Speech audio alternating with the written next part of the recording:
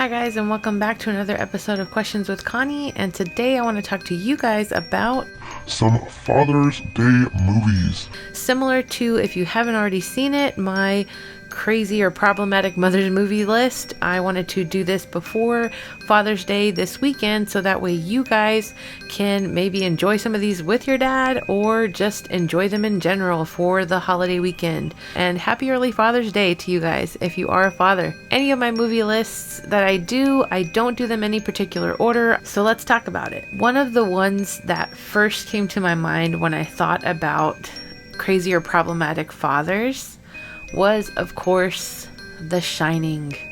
Who doesn't think about that movie when you think about a crazy dad, right?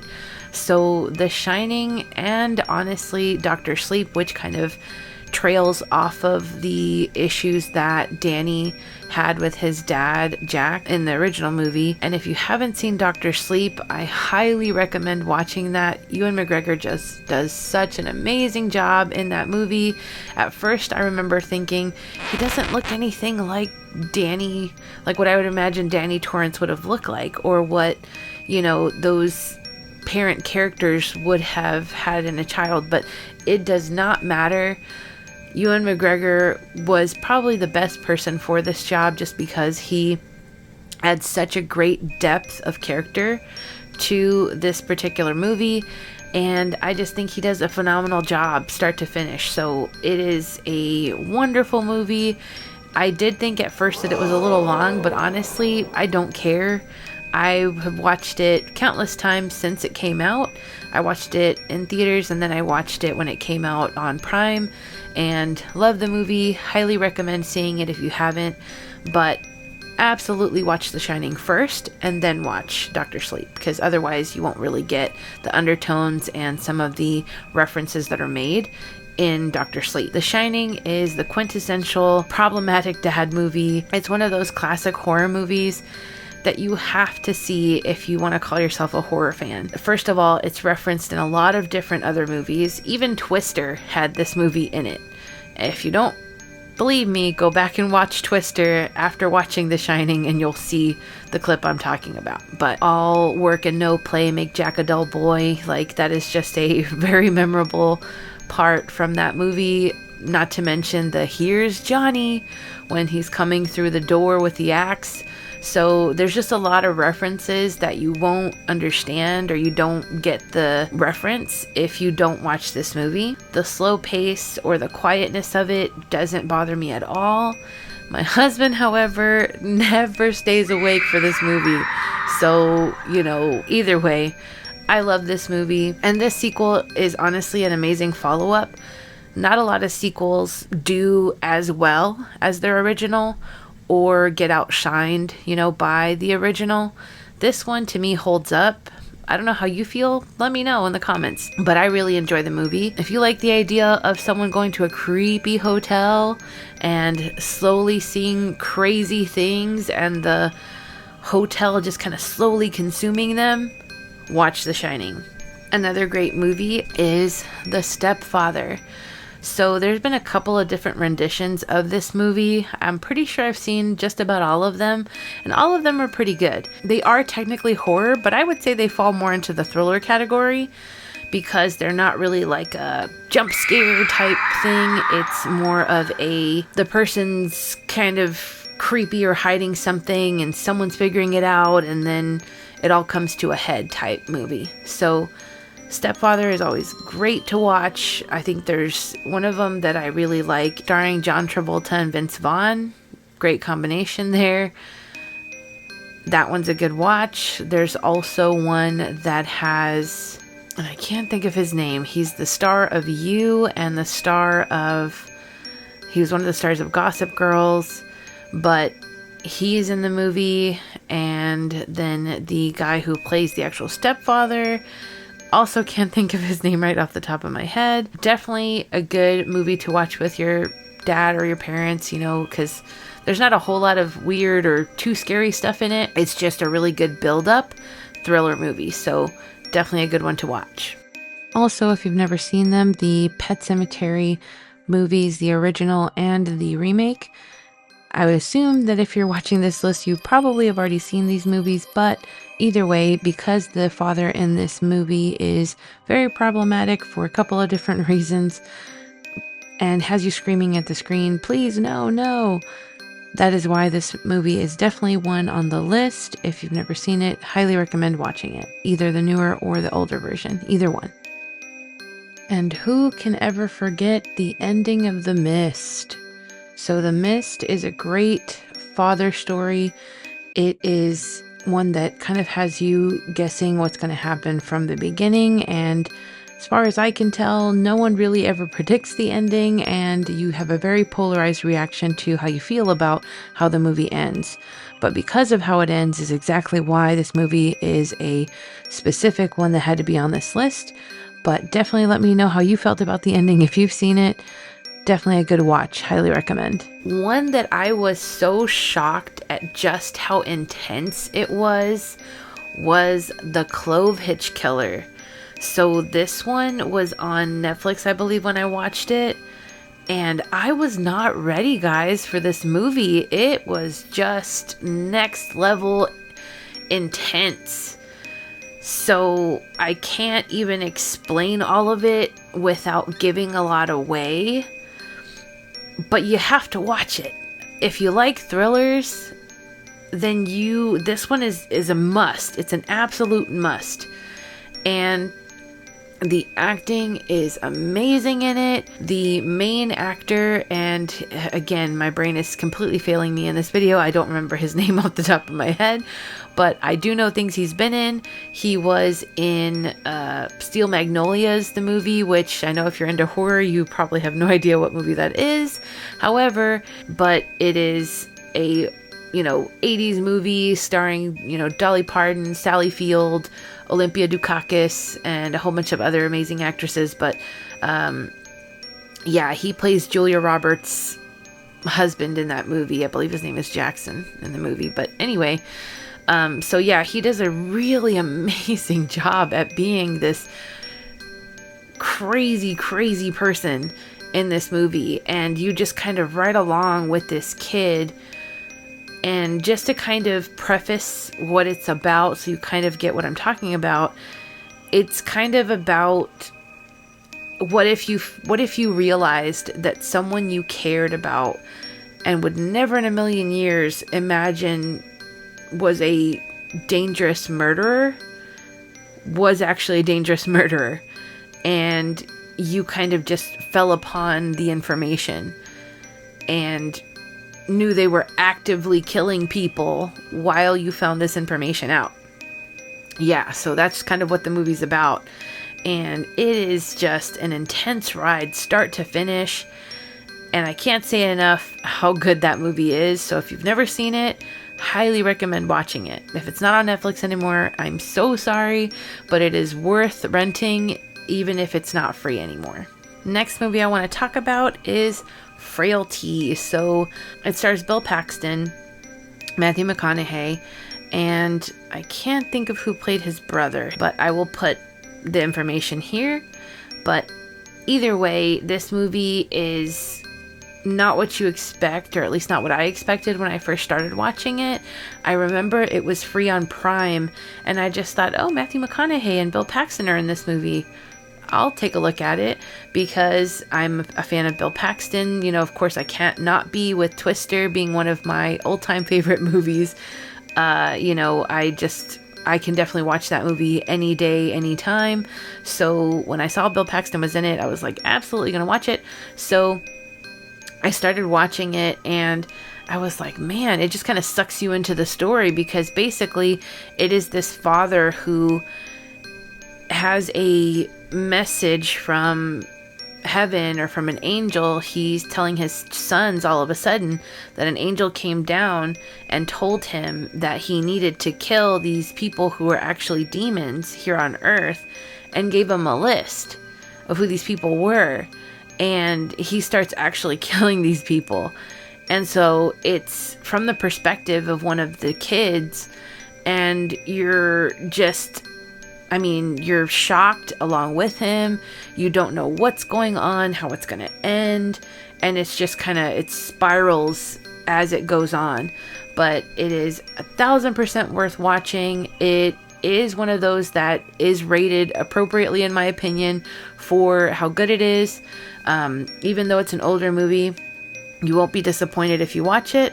Definitely check that out. Next one I want to mention is Barbarian. So this one, I can't really discuss too much about why it's a good, crazy father movie, because that aspect is actually pretty minimal in the movie itself. But when you see it and you figure out what I'm talking about, then you'll understand why this one made the list. So with this movie, they do a pretty good job of just kind of setting the scene up and slowly going into what actually is going on and what the actual scary aspects are of the situation. I don't think I was really prepared for exactly where it was going to go. But man, once it gets going, it gets going. And you're like, how is this possible? What's going on? What's going to happen? And it definitely snowballs. So if you've seen the movie Crash and how there's all these different, storylines that eventually you figure out how they're connected, there is a little bit of that to this movie, where there are different stories that get told, and you kind of go into one, and then it kind of jumps into another, and then it jumps into another, and then all three kind of smash together, and then you realize how they're all related. So this one does that, and by the time all three link together, you're just like, because it's a wild ride. So even though the father aspect of this one is minor, I still think it's worth watching. So definitely take a look at that if you have not seen it. I would recommend it. Insidious. So Insidious Part 2 in particular has a very big father going berserk theme to it. So in this one, Josh Lambert, which is the, character of, how would I put it? He's the husband of one of the main characters in the movie, and in the first movie, his child is one of the ones who's affected by these demons or whatever is going on in the storyline. But in the second one, he becomes really the main focus of the story, and there's this whole creepy aspect of him being taken over by something or someone else, and the family kind of slowly realizing it. So it is definitely a great watch, because at the end of it, the family's kind of so terrified of him that they don't even know if it's okay to hug him after everything's okay, which that would be me. If someone, was trying to kill me because they were taken over by something, and then all of a sudden we're like, it's okay, I'm fine. I would be a little skittish too. So just saying. But that is a good one, in relation to that. And it also comes full circle in the 5th installment of the Insidious movies, which oddly enough, the guy who, which I believe his name is Patrick, and I can't think of his last name. I'm telling you, names are just failing me this episode. But anyway, so the guy who plays Josh in that movie, he is actually the director, and it's his directorial debut when he does the 5th one. And so the 5th one actually involves the child from the first one as an adult. So those are a great series of movies to binge watch. There are certain franchises that I like to just kind of watch as a marathon. The Scream movies are one of those. The Final Destination movies, Insidious movies, Conjuring Universe movies, which ironically enough, same guy. It's Patrick Wilson. Now my brain is coming back alive. So Patrick Wilson is the guy who I'm talking about, but he is also a main character in all of the Conjuring movies because he plays Ed Warren, Lorraine Warren's husband, in all the Conjuring movies. So I kind of also like that aspect that he is one of the main characters in 2 major horror franchises. At first, I thought that was going to be really weird, but he just does a phenomenal job in both, so it really doesn't affect anything. I think it's enjoyable to watch either one of them, but that's just me. But definitely think that the Insidious movies, Part 2 and Part 5, being so heavily related to relationships between father and their family, definitely was the reason to put them on this list. Next movie I want to talk about is Oculus. So I really like Oculus. I know some people feel some type of way about it, or maybe don't like it, or didn't like the ending. I love a good twist ending or a good bad ending sometimes on a movie, because so often movies get predictable and you kind of find yourself almost bored because you know what's going to happen, or you feel like you can tell what's going to happen. Oculus is not one of those movies. It is one that kind of keeps you guessing what's going to happen throughout the whole thing. So I highly recommend watching it, because the slow trip into insanity that the father and mother in this movie take is just craziness. And the child actors in this movie do a incredible job. I mean, just next level to really bring the whole storyline to life. And the casting of both the kids versus their adult counterparts is also really great. And I appreciate when the casting does a good job in that way, when they just match it up so well. There are just some movies that just do a great job of this. Also, Dr. Sleep that I mentioned earlier does the same thing, where even though the original actors, of course can't be reused and they're not going to do CGI about that, they recast those parts, but in such a good way that it doesn't take anything away from the storyline. So I appreciate that. So this movie is one that does that. So Oculus, it is about a crazy antique mirror that has all these just horrendous murder and crazy death stories surrounding it. So why anyone would want something like that anywhere near their home, I don't know.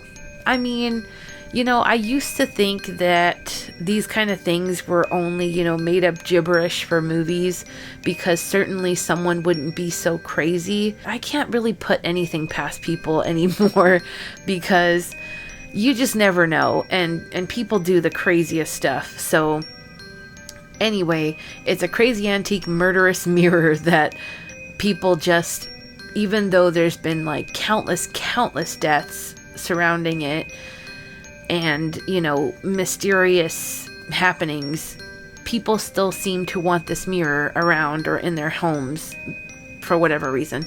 And so this family just so happens to be this mirror's next victim. And so it's about all of that and what happens, and then these children in this household who then grow up, and, that's all I'll say about it, because I don't want to give anything away if you haven't seen it. But definitely watch this movie if you haven't. It is one that every so often when I'm reminded of it, I go back to rewatch it, because it's got so many disturbing aspects of it. And I, for one, am one of those people who am creeped out by mirrors. I don't know about you, but I don't have a ton of them elsewhere other than the actual bathroom, because I just find them creepy. When I was a kid, I remember I used to be so paranoid that I was going to look up and see something that I'm not doing happening in the mirror version. And it would just give me such a creepy vibe that I just hated looking at them. Plus, I had an aunt, shout out Aunt Maggie, hey. But my aunt, she had a house that had basically a whole wall of mirrors. So when I was a kid, getting up to go to the bathroom at night, especially because we would watch, like I mentioned earlier, The Exorcist freaked me out, right? Well, we watched The Exorcist on Laserdisc at my aunt's house, which, if you don't know what Laserdisc is, look it up. It was basically the cutting edge technology before DVDs hit the market, and it was supposed to be the next big thing. It was going to be like DVDs, basically, but it had, the crazy sound and visual effects that were next level compared to what regular VHS was at the time. So my aunt had Twilight Zone and The Exorcist on Laserdisc, and we watched that at her house. And then I would have to get up and go to the bathroom with a wall of mirrors. Yeah, so that was, the start of my, I don't like mirrors. But yeah, it's just kind of one of those things. I don't know. I find them weird. And I don't prefer to see them, especially at night, personally, because I'm already one of those, I think everybody in general, your mind plays tricks on you. So if you've got more reflective surfaces to do that with, probably not the best idea. So anyway, Oculus, if you haven't seen it, check it out. On that same note, speaking of mirrors, the movie Mirrors. So that one is a movie starring Kiefer Sutherland, and he's a great actor. And this one is just, if you already are like me and mirrors kind of creep you out a little bit, this one just amps that up. So all the things that you may fear in the recesses of your mind when it comes to mirrors, this movie basically elevates those and puts those at the forefront. So I would say if you don't like mirrors and that's one of your fears, this one is probably either one you will want to watch or will want to avoid at all costs. So I don't know. Take your chances or not. That's entirely up to you. But I like this movie because it just is one of those that there's a dad who is a hero in it, but also a lot of creepy things happening.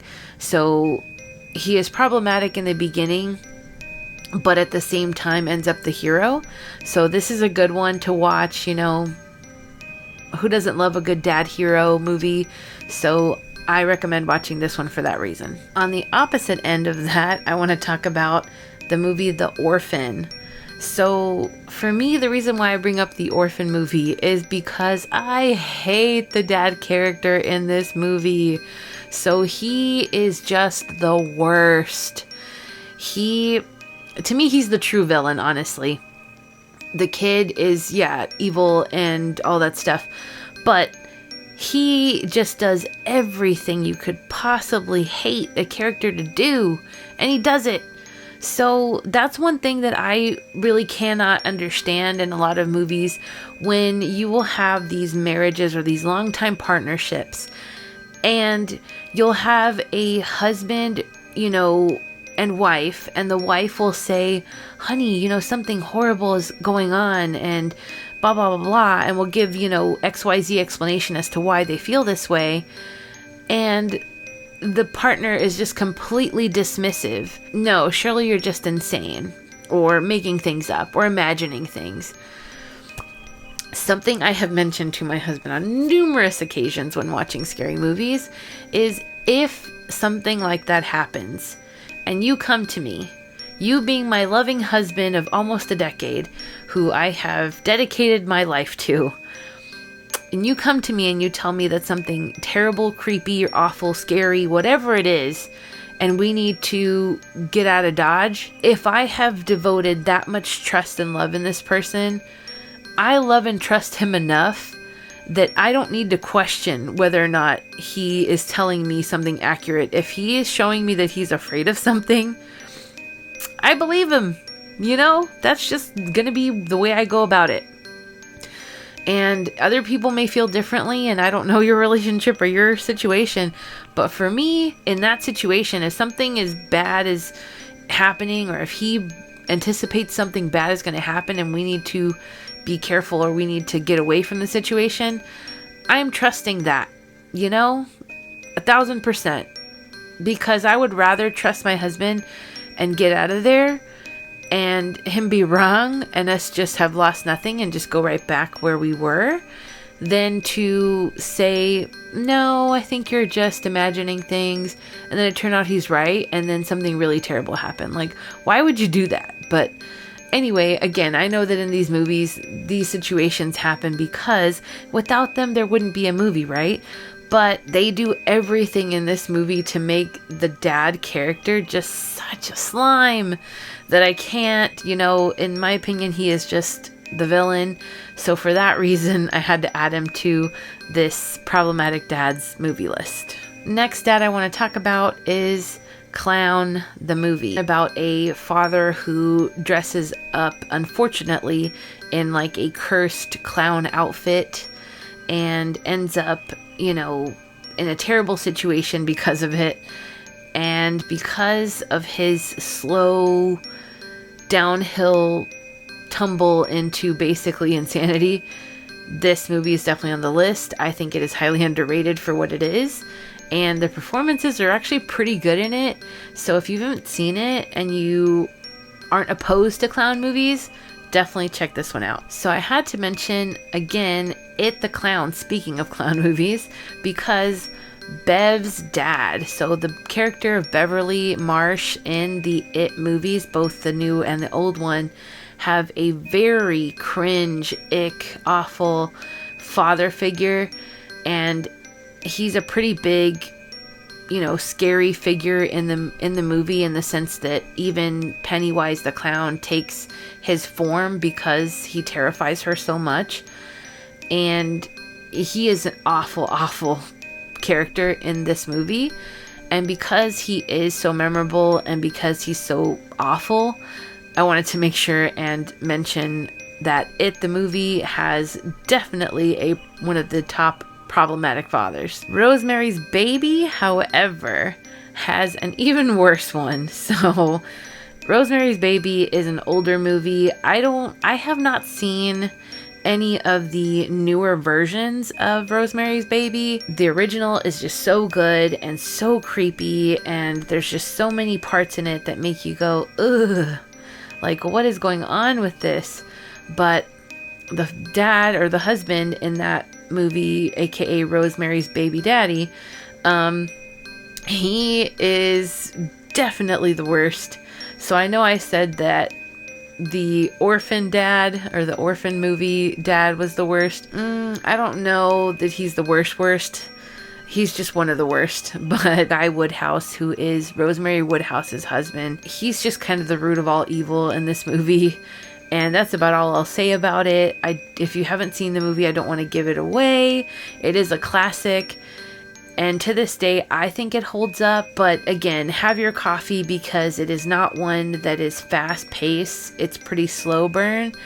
But there's just, like I said, so many things in it that were just done so well to be creepy without even trying, that it's just an excellent movie. Next, I want to talk about the Amityville Horror. So there's the original and there's the remake. So I am partial to the remake. I really enjoy that version of it myself. I know some people may like the original more. I just think it has a really good dark aspect to it. And Ryan Reynolds' portrayal of George Lutz, he does a wonderful job of being terrifying, in a very minimal way, because he's these kids' stepdad. And I know that taps into something for all of us who have had a stepdad, who have ever been scared of a stepdad, how that feels. And because of that, I think it's one of those that, like I said, taps into some of those childhood fears, which anytime a movie can do that, makes you feel that creepy feeling inside.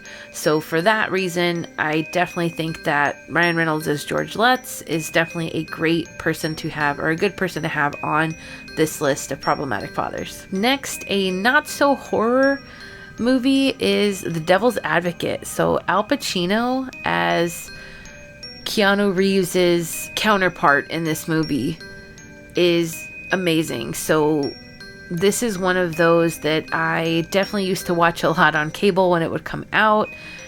There are definitely some not appropriate for children parts in this movie. However, watching the cable version of it, there's a lot of things that get cut out for TV, so I'm glad about that. But this one in particular definitely has a great father storyline, and it's horrifying and creepy, and basically just asks the question of, if you could have everything you wanted, but it came at a great cost, would you pay it? So that's kind of one of the dilemmas in this movie. But for that reason, I think it's an excellent watch. If you haven't seen it, or if you haven't seen it in a while, go back and watch it. One that I also think of when I think of dads is Pumpkinhead. So this is one that not a lot of people may be familiar with. I haven't honestly seen it in a long time, but I remember it used to come out on cable when I was a kid, and it's basically a revenge story. So it's about a dad who has his son accidentally killed by these teenagers who don't end up getting really punished over what happens. And so he, I believe, goes to like a witch or something along that line and summons like a demon to get revenge on these kids. But then when he realizes the carnage and rampage that's about to happen, or that starts to happen, he kind of regrets it. So it's definitely a father's revenge type movie. So I would definitely recommend checking it out if you've never seen it. I don't remember it all that well, so I will have to go back and rewatch it. Definitely one that I remember from watching on cable as a kid. Next I want to talk about is Get Out. So this is one of the Jordan Peele movies. I love all the Jordan Peele movies, to be honest with you. I haven't seen one yet that I didn't like. And in this one, part of this basis of the storyline is a problematic father who basically ropes his entire family in on this murderous plot. So that in and of itself makes this a prime movie to have on this list. So I wanted to make sure that I explained why it's on here. The dad does a great job of being just very Magoo and rubs you the wrong way pretty much immediately. And then you're like, yep, there was a reason for that. So highly recommend watching it. If you haven't seen it, it's a good watch. I love all the Jordan Peele movies, though. A couple of honorable mentions I wanted to put in here are some that are not problematic dads, actually good dads, but in horror movies, is Cape Fear. So that one, and the dad aspect and trying to protect his family, also a great watch. Jessica Lange, one of my favorites, is in there, so highly recommend watching that.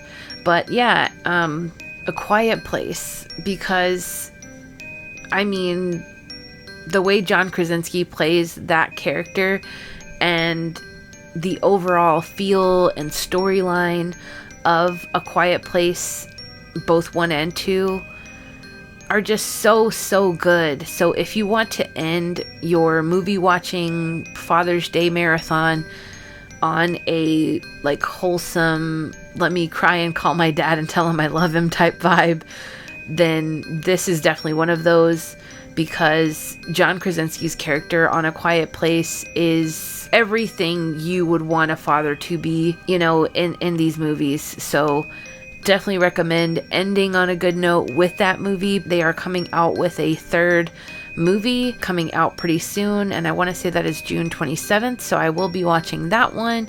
I already have my D-Box seats purchased, so I will be doing a review on that one for you guys. And what did you think about the movie list, guys? Are there any movies that I missed that you love in particular? Any that you guys like to watch that I didn't mention that you think are sorely missed from this list? Definitely drop me a comment below, but I will be looking forward to making some more videos for you guys pretty soon. If you have not already subscribed, definitely hit that subscribe button to let me know that you like this content and that you would like to see my next video. Thanks so much for watching, guys, and I'll see you in the next one.